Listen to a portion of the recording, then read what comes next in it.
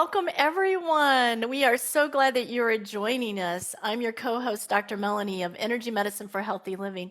And I'm really excited to introduce our guest today, Marie Manucheri. Marie is a powerful intuitive, a healer, and a medium. She began her psychic career while working as an oncology nurse in a Seattle hospital. Her unique perceptions have inspired others to create healthier bodies, relationships, and achieve enhanced financial desires. So, today, keeping the mind blank creates powerful energy medicine is going to be our focus in bringing in all the awareness that we seek. It's available to each and every one of us, and the solutions and movement of those subatomic particles exist on every vibration. When we quiet our minds, we automatically tap into that. So, let's introduce and bring in Marie Manucheri. Hi, Melanie. Thank you for having me. It's a pleasure to be here. Thank you. Wow. Well, I love your background. I'd love to know more about your background, actually, because having two mediums on a call, I'm not sure who's going to join us. So I'm just going to set the stage that this could be a really interesting conversation. So everyone just join in. Uh, but I didn't realize you were a medium as well. That's fantastic. How exciting for you. Yeah, I don't lead with that because that brings other things up for people. So I have a lot of initials behind my name, so I just stick with that. That's really lovely. My upbringing was in holistic medicine. So my parents, particularly my mom raised us, but both my parents didn't see physicians. My mother's 87 and not on any pharmaceuticals. And so we only went to the doctor if we had a broken bone or if we needed a vaccine to keep going to school. And the rest of the time we saw Chinese herbal medicine physicians or chiropractors, other people who did more alternative, especially in the 70s, 60s and 70s, who did more alternative healing, which is now mainstream, which is lovely for us. So I was not, to become a nurse was not on my radar. And it was actually when I was married, my children's father, he suggested I go to nursing school. I'd helped him through college, and I was like, I want to go back to college. I dropped out so he could go to engineering school. And he goes, you should become a nurse. I go, oh, no way. I'm not going to become a nurse. And he goes, you love to read. You love people. I think you would really like it. And he was right. I loved nursing school. I miss being a nurse, honestly, but I love what I do more these days. And my whole intuitive process completely opened up while I was working on the oncology floor. So I'd had psychic experiences on and off most of my life, but there could be a long space of time between them. And I was raised in a family that believed in spirituality, but it wasn't until I was actually in a hospital setting that I began to see people's energy and their anatomy from an energetic perspective and moved energy. And then I had my first medium experience in the hospital as well. Wow, that's wonderful. I love your background. I too grew up with a grandmother, well, my parents, but my grandmother was influential from the standpoint that she worked in a chiropractor's office and did colonics, and this was back in the 1940s. And so, as a child, going to the health food store for supplements with her was like a big field trip. So, I love hearing about your background, and I'm excited to learn more for you to share with all of us about, being in the oncology department and that first realization of what's happening here, what's this information, what am I feeling or sensing or seeing, because especially the first time it's usually it can be jarring or surprising and you don't know what to do with it. So how did that come about? I'm really curious. Well, it wasn't jarring for me. For me, it felt completely normal. But again, I read Seth Speaks when I was, quite young. So I was pretty inundated in the spiritual world. But the very first experience was I was in a patient's room. I think I was changing an IV. And all of a sudden, my eyes got kind of glued to the white cotton blanket that was on top of her. And my eyes just became like X-ray vision and just went through, all the fabric and then her clothing and straight to her liver. And her liver was talking me up, not only the chemicals that we were, infusing into her body, but the pain and the sorrow and repressed emotions and the anger that was in her liver was one of the reasons why she was having so many toxic responses, let's say, compared to maybe other patients, although we were giving her very toxic medication. And interesting enough, what I was thinking while I was changing her IV is like, what can we do to help her? We'd already done so many things within modern medicine. And then her liver just spoke to me. She needed to have some energy removed. And I placed my hand directly, above her liver area. And I saw all this gray smoke just start leaving the organ. So that's how it first happened to me. And I was like, delighted. I didn't think it was going to stay. I thought it would just be another kind of cool psychic moment that I had, but it stayed with me. I also started meditating regularly and joined a meditation group so I could quiet my mind and be in that intuitive, energetic process, which is 100 times more accurate than the logical mind in many areas of our life. Yes, definitely. And how wonderful being in that particular environment that you had an additional tool set that you could call upon to be supportive. And I don't know how open the facility was that you were in, but at least you knew privately one-on-one with a patient, there were some ways you could communicate and you could offer some help and support for them. That's wonderful. Thank you. And I was so lucky. I was highly supported. I went to my supervisor after I was having all these psychic experiences. I was concerned that I wouldn't go call a code when someone would crash because I was the charge nurse and I was looking at all this energy stuff. And she said to me, "You are seeing energy. You need to start laying your hands on your patients." And I had three different physicians at three different times order me to go do energy work on their patients when I said I don't have time. They go, "Okay, well, I'm writing an order for therapeutic touch or, things that I hadn't really studied." So I was very lucky. I trained myself in the hospital in about a 2-year time period, touching as many patients as I could. I wouldn't read their chart before I would go into their room. And then I would go out based on, I'm highly visual, the impressions I saw, I would determine how they related to the chart. So it's just been a joy, as you know, when you get to work in something that is in alignment with your soul, it brings many rewards. Yes, absolutely. And how incredible that you were, I mean, I always think everything's all in divine order and divine timing, that the particular hospital you decide to start nursing in ends up actually being under the radar, a supportive facility for alternative healing practices and not only encouraged it, but demanded. And so I love hearing that. And I hope there are more people out there that find themselves in those environments as well to really step in and go deeper and expand what they can do, one-on-one with a patient. Me too. I'm so sorry. I don't mean to interrupt. At the time, the chief of the hospital had people like Gary Zukav and Wayne Dyer come to the hospital and give lectures. In fact, it got so popular, they had to move it out to the Maidenbauer Center, which is a much huger facility. That doesn't happen anymore with that hospital, but while I was there, it did. So just, added divine timing. Wow, that's really amazing. Two incredible presenters for sure. I like both of their works. So, what can you share with us today that we can take it one on one to give people an ability to move their energy, to tap in to this higher power that you're working with, to quiet their mind? Where can we take this today? Well, one of the things that I learned, and sometimes it feels like you just learn it by accident, when you're doing stuff that you love, you just have these aha moments, is I've always been a proponent of a positive thinking, positive speaking, positive person. But I noticed how critical it was even more so when I'm, consciously active in energy medicine, whether I'm working on healing myself or I'm helping to heal another person. One of the greatest things I could do is make my mind as still and as quiet and available with that beautiful third eye, nestled in the brain. Uh, its ability to translate information from energy so that we can follow new insights, have awarenesses, where all the incredible solutions that exist on higher vibrations and frequencies that are available to us.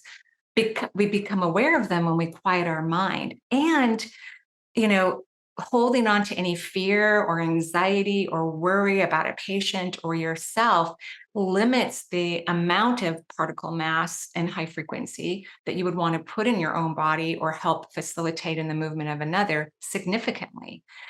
So, before we do a session or we work on ourselves, I think it's really important to be very self-nurturing and loving, because I think that raises the subatomic particle mass. I don't think humanity is comfortable with that process or works on it on a daily level. But I think having nurturing, loving conversations with yourself immediately raises your vibration and kind of stops that negative what if questioning that tends to predominate the human race at this time.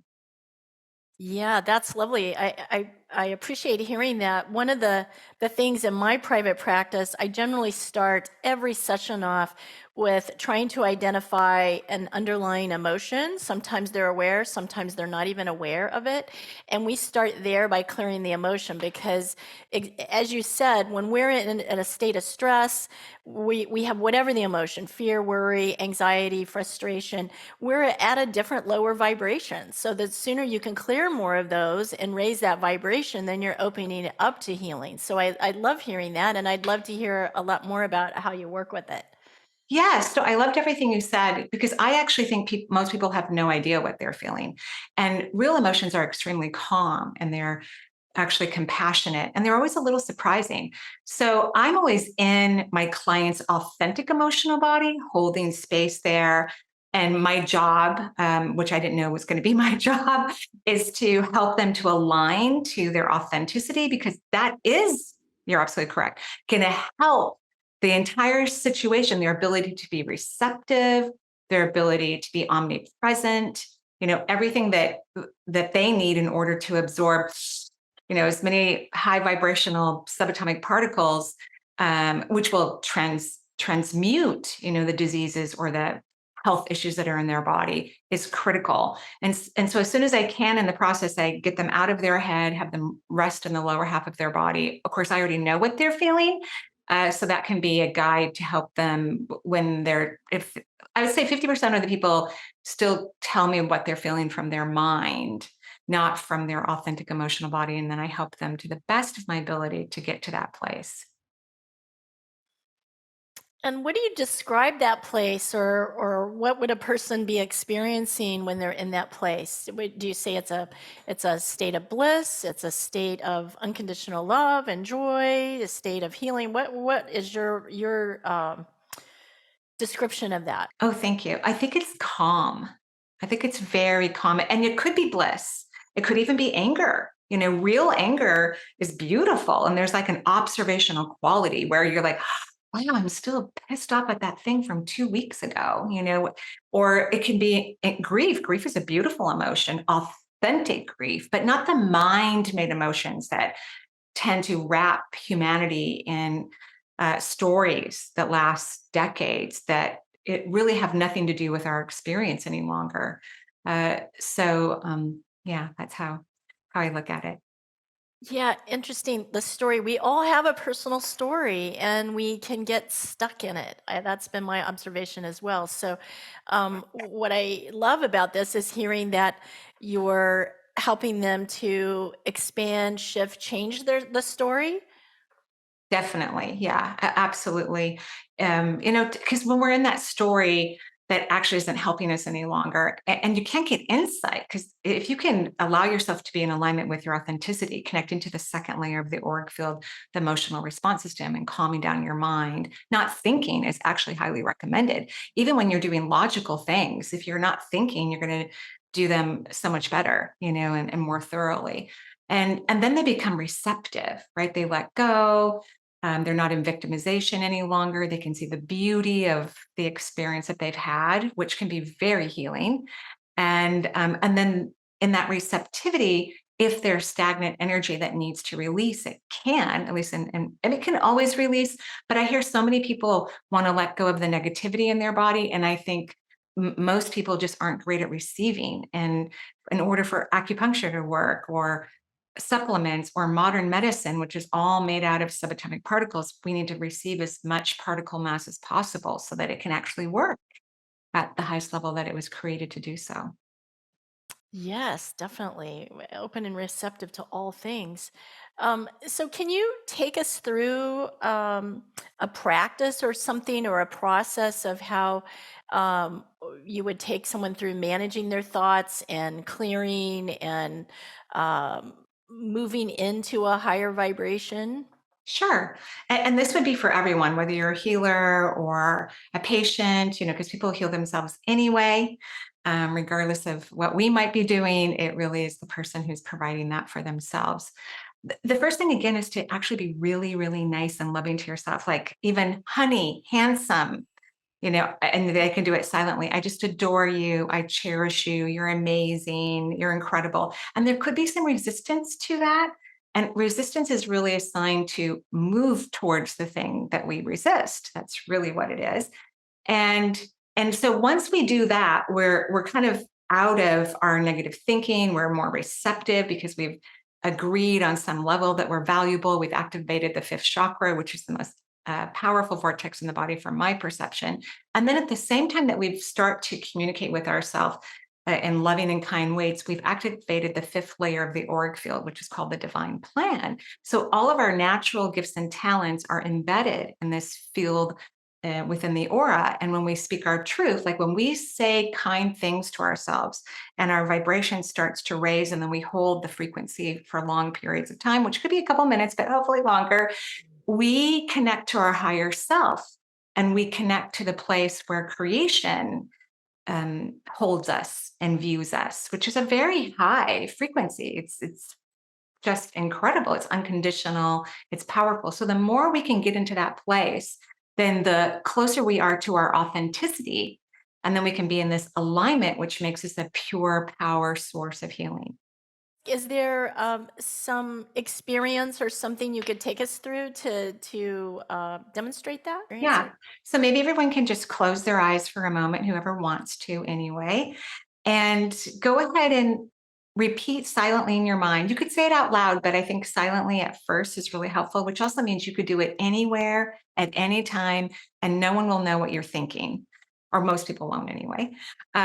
Is to just say, handsome, honey, sweetheart, sunshine, I just adore you. You are precious. You are beyond the beyond. You are one with the universe. And just allow that energy. You can probably start to feel it starting to move your molecular mass all around you. And then at the same time, rub your hands together, warm up the palms of your hands, and place one on the lower abdominal area and one on the upper thigh area. And if there's a place in your body that you would love to send some light to, some energy, you want it transformed, you feel that it's not healthy, then we're going to move energy in that part of the body. But remember, do your very best not to think negative things about your body, regardless of what it's doing or how it's been diagnosed. Try to stay blank about it, really open, neutral. If you could stay neutral about it, and even if you have been diagnosed about something and it's very difficult for you to be neutral, or you have a client who's been diagnosed and it's hard for you to be neutral, find something beautiful. I think disease is gorgeous. I think it's fascinating. I think it's interesting. It's talking to us, it's trying to help us to become aware and conscious of something. So as your eyes are closed, you've got a hand on the leg and the tummy. You've said beautiful, amazing things to yourself. Now, creatively experience your crown chakra as if it's expanding. It may already be expansive, but let's say, a mile on top of your head, or it could be several inches, whatever you're comfortable with. But we're allowing this vortex to expand. And perhaps you're going to feel or experience a spin of this beautiful golden chakra. And because you're in high frequency energy about yourself, which is the opposite of criticism, you are allowing the energy of the divine to move into the top of your head, which is going to radically affect your physical body and anything and anyone that you connect to. So, at the same time that we're doing that, why don't we make a sound? I love to tone when I do energy work. So if you could just place the tip of your tongue somewhere on the roof of your mouth that's comfortable. And whether you see it, hear it, or feel it, know that your crown chakra is doing exactly what we've suggested. It's a smart, intelligent, energetic part of your body and knows exactly what to do. And so we're just giving it free rein because you've been nice to yourself. So you've opened up your energy, you're more relaxed and responsive. And now we're going to put the tip of our tongue on the roof of our mouth for a few seconds to activate the Hinyu and other forms of energy like Kundalini, which is a powerful force for healing. And then we're going to drop the tongue and kind of hum through our sinuses. So on the tip of your tongue on the roof of the mouth, maybe take a deep breath at the same time, and then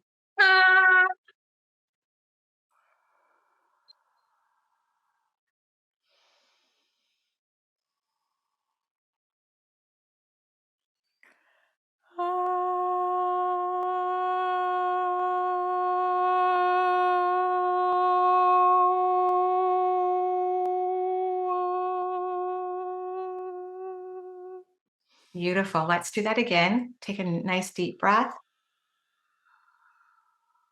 tongue on the roof of the mouth.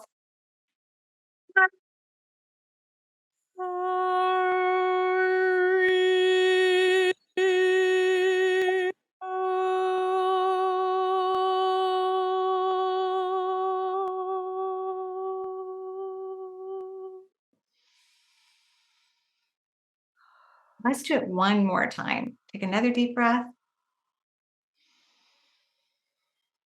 tongue touching the roof of your mouth and then clicking off.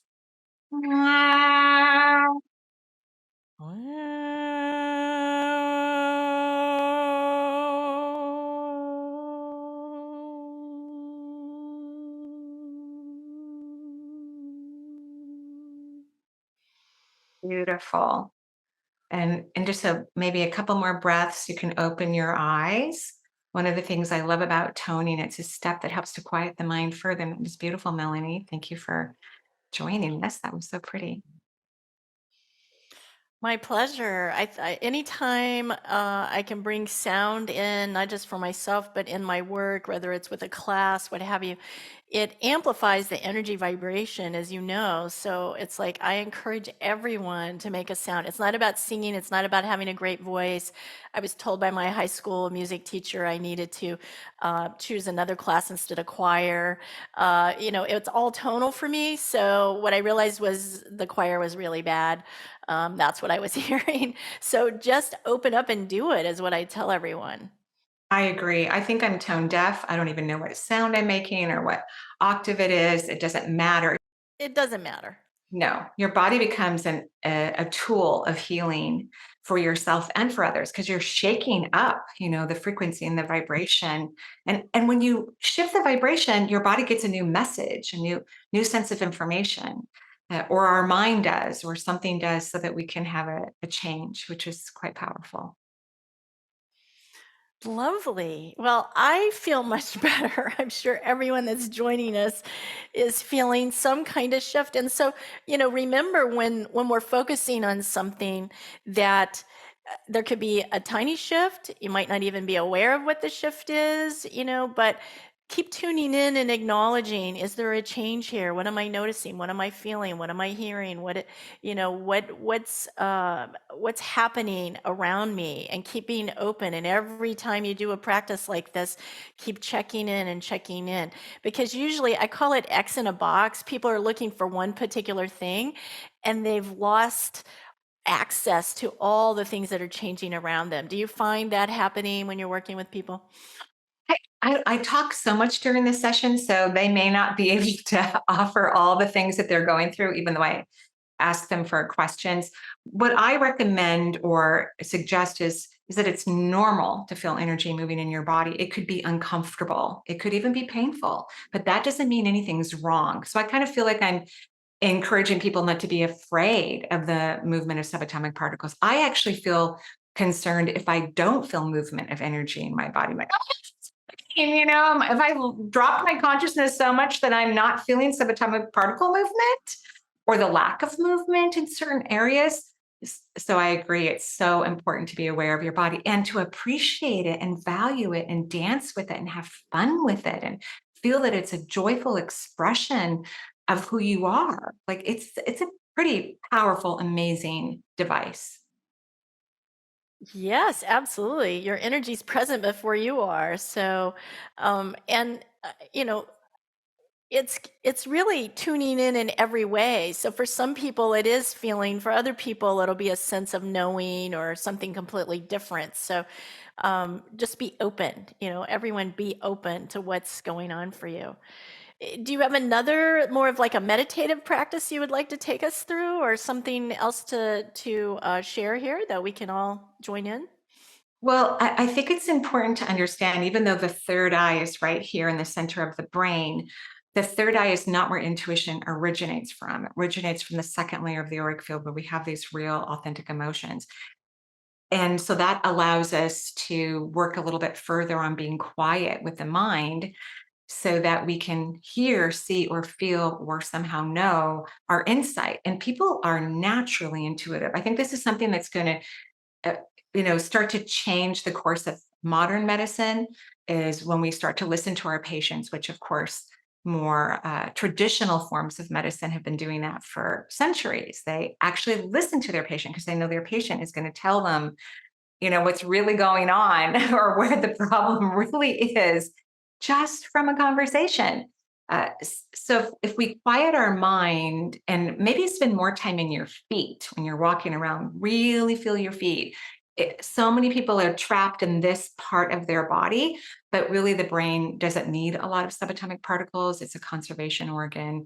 And it's really only meant for logical activities. It's not meant for intuitive aspects. And yet our planet is growing consciously enormously, and so is humanity. And so, if we could think less, that would be the greatest indicator. And that's the scary part. People are afraid to not listen to their mind, but I think they'll be happy and thrilled with the suggestions that come from not being in fear about the future or the past and to just be present and enjoy this moment and find all the magic, that's all around us constantly expressing itself to us. I think that would be ideal.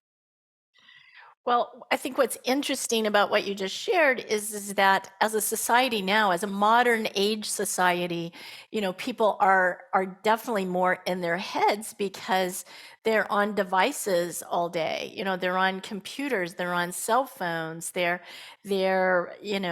talking with AirPods in their ears. They're communicating, and everything's up here. They're on a computer, they're playing games, they're watching a lot of TV. Everything's up here in the thinking mind, and that's where a lot of people are, and have disconnected from that heart space. So, Maria, I love everything that you've been sharing. So, how about talking about joy? How does joy come into play with this? How do we get ourselves more into joy and a higher state or a higher vibration, hopefully from that joy? Well, I'm so glad you asked that question because joy actually quiets the mind. Once we're really happy, and I think that most people are actually happier than they think. I would say 90% of my clients who are not happy, and especially in forms of anxiety and low forms of depression, are actually joyful, but they don't connect to their emotional system, so they have no idea. And then the other percentage think they're happy, but they're not, and they need to get to their authentic feelings so they can express them. But for the majority of the population, if they start to make a joy list, like spend a weekend, what's your favorite music? What is really your favorite food? From not what your brain tells you, but from something that you feel inside of you. What is your favorite activity? Do you like to walk in the park or the city? Do you like to shop or go bowling? What are your absolute favorite things? Making sure that you participate in those activities regularly is hugely important. But let's say you're highly visual. Perhaps you could look around the space that you're in and manage your mind to only focus on the things that actually make you happy. If you're highly auditory, focus on the sounds that make you happy. If you're clairsentient, which is the more critical sense, because many people use their energy to read around them for protection mechanisms. So it's a fear-based experience that they use their energy for. And if they're in their body, actually, which is what they're meant to do with their energy, if there is something to worry about, they will be intuitively led. But intuition doesn't communicate through fear. It's just, it'll say, like, if you if you're about to get in your car and there's a car accident that you need to avoid, it will tell you, your intuition will say, oh, let's go get another latte, or let's just, go to the flower shop for a few moments. It'll naturally help you, but it won't say, don't get on the highway because there's a horrible accident you couldn't get into. But yet clairsentient people, because they're pushing their energy out in fear, they tend to get missed messages all the time about their surroundings that are fearful, and it's not even close to accurate for them, which shuts down their energy even further and can lead them into challenging disease processes.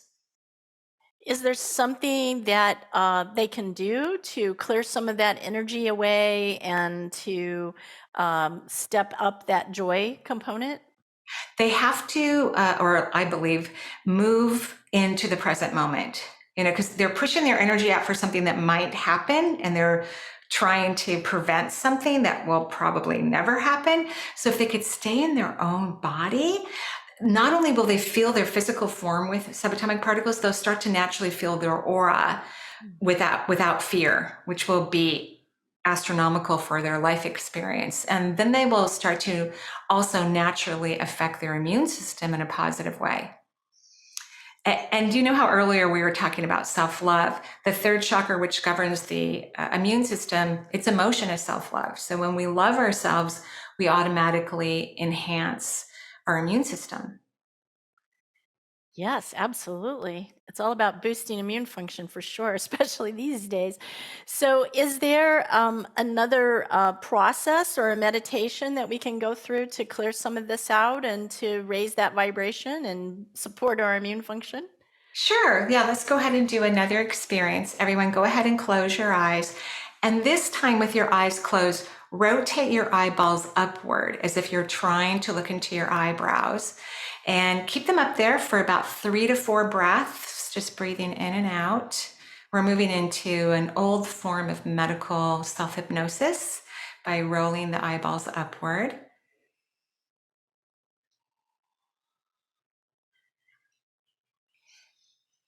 Couple more breaths, keeping the eyeballs rotated up, or gently keep rolling them up if you keep dropping them, which is perfectly fine.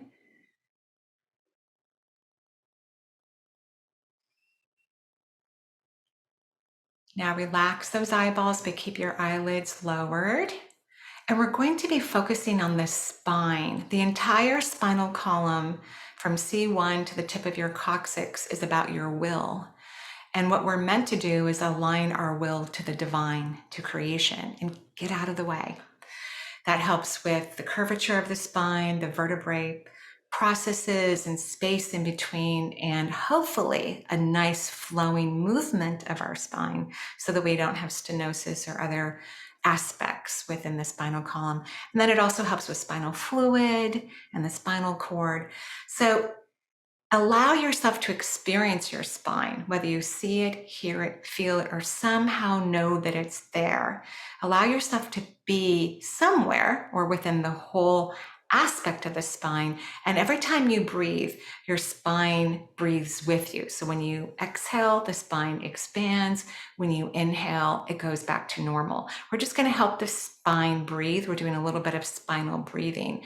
And the reason why we're doing this is so that we can connect to creation and be in the will of the creative force, which is very different than human will and human endeavors. So just keep taking some breaths with your spine, expanding the beautiful spinal column, bringing it back to normal, allowing the fluid to move to its perfect level for your physical form, helping all the bones to be in their highest form of calcium and magnesium. And at the same time that we're breathing into this bone matter, the rest of your bones are also listening and paying attention to what you're doing. So we're positively affecting all the marrow throughout all of your bones as we breathe into this powerful process. And we're allowing ourselves to get out of the way so we can align to the divine. The divine actually knows what's in our highest good, knows what we are naturally gifted and talented at. And if we can separate ourselves from the worry of our human experience, then we can allow ourselves to bring in our omnipresence into this physical reality and to live within that presence, which truly brings a fulfilling life. So as we're breathing, perhaps in your mind, you could repeat, I am magnificent.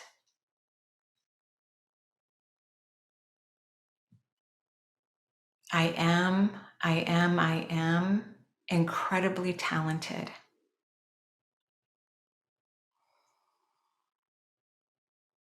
I am increasing my self-love and self-worth.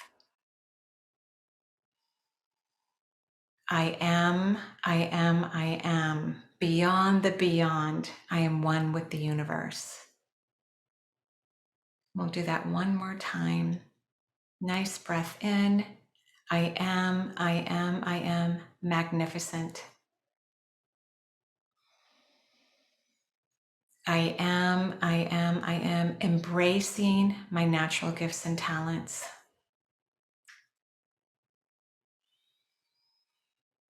I am beyond the beyond. I am one with the universe. I am a powerful healing ball of energy.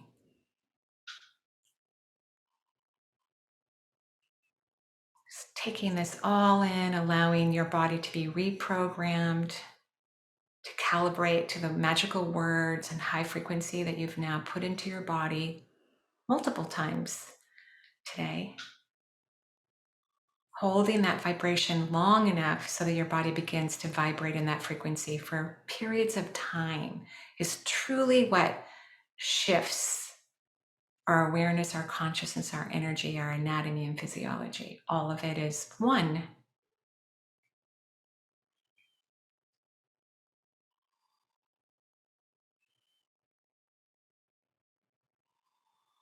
Whether you hear this, see this, feel this, or just simply know is perfect.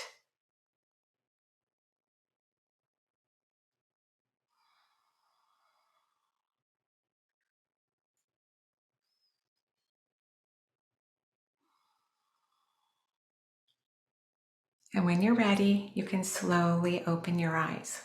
You just raised the vibration a few notches there for all of us. So that was lovely. Thank you. And interesting, I personally have never mindfully done the practice of closing my eyes and shifting my eyeballs up to my brow. And so that was really interesting when I did that, of giving my eyes permission to just relax and rest. We don't have to visibly see anything. So I'm curious what other people are experiencing right now with that exercise. But as soon as I did that, I have a place in my back that I feel frequently that popped, that shifted.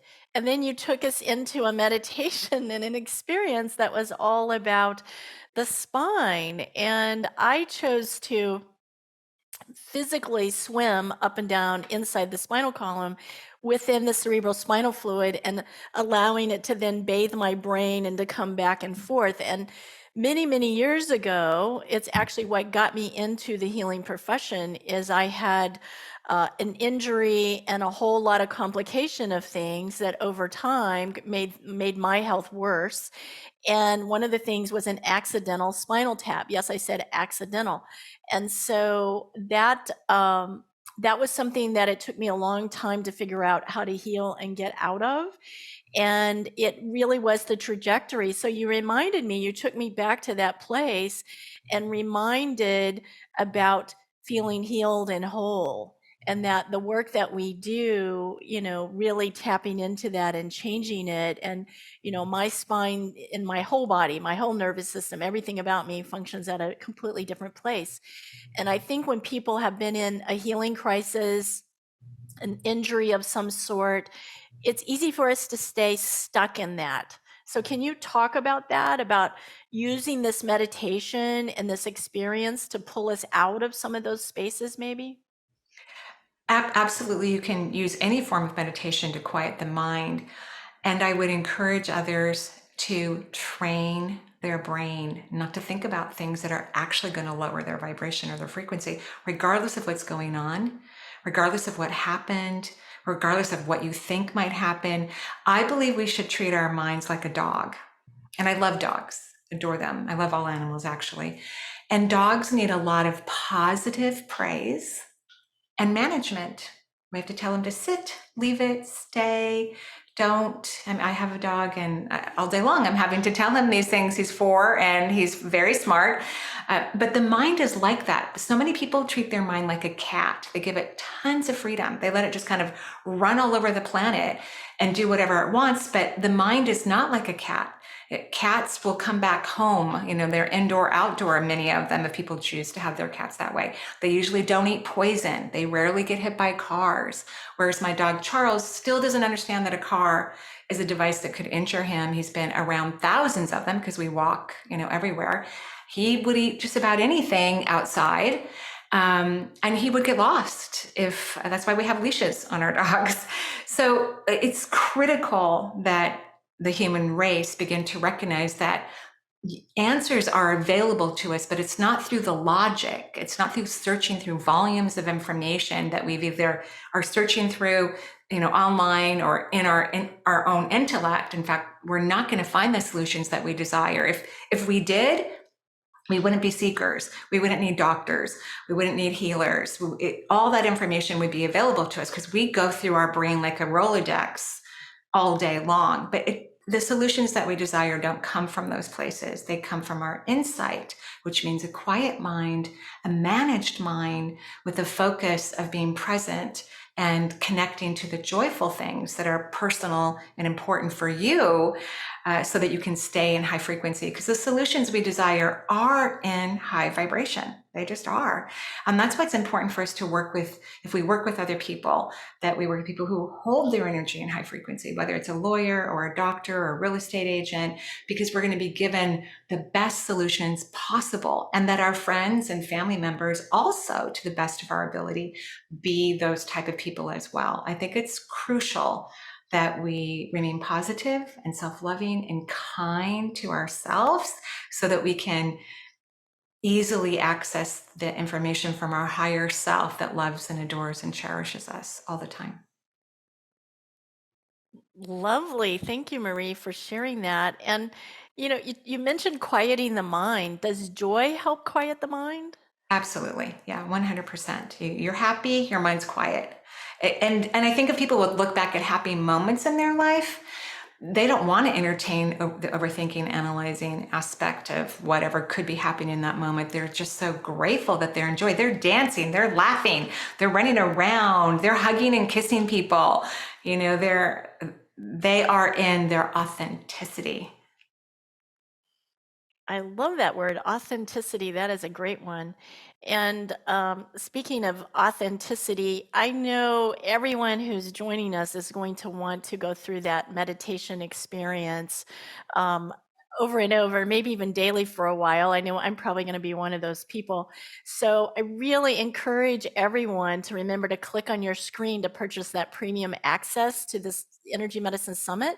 It includes unlimited to all the sessions and transcripts and bonuses. But for sessions like this, where you've left us, Marie, with this great experiential, I want people to be able to have access to that when they need it, daily, if that's working for them, but certainly when they need it. Great. That's exciting. Can you, what you've talked about today is there one thing that you'd like to leave us with, or a next step that people can take, or some I think insight? I think it would be lovely if individuals would get very curious about their magnificence, about their natural talents, about who they really are. And I do think people get inklings of that throughout their lifetime, but because of their lack of self-worth and self-love, they typically don't go check it out. So imagine if you start to get curious about these moments and start to fall in love with you. I love the what if question. What if I fell madly in love with me? So I like positive, curious what if questions. I think they're even more powerful than affirmations. Then when you feel that kind of little hint of something that your logical mind never thought about, like in my case, being a nurse was the furthest thing from my logical mind, just because of the way I was raised, perhaps more unique or different than other people. And so when I went to nursing school, which was the perfect thing for me, I had a blast. I loved every moment of it. I loved every moment of being a nurse, even though it's not how I was raised, but it's great to know everything about every form of medicine. It's phenomenal and fascinating. We're not conscious enough to really live without all forms of medicine right now. We will be someday. So if you could get curious about your magnificence and your natural abilities while you're loving and cherishing yourself, even if it feels weird or it goes against everything you were raised by, even religious beliefs or what your parents told you, please ignore that, because creation does want you to fall in love with yourself, does want you to think that you are magnificent, because you are. And then know that at the same time that you're sending positive light to your natural gifts and talents, you're connecting to your authentic self, and you're beginning to see and feel and experience yourself the way the universe experiences you. And that is a gift. Wow, well, you've left us with a gift for sure. I love that, experiencing and falling in love with our authentic self, and just be experiential about it. Take yourself on a date, it sounds like, and spend some time getting to know yourself. I love that.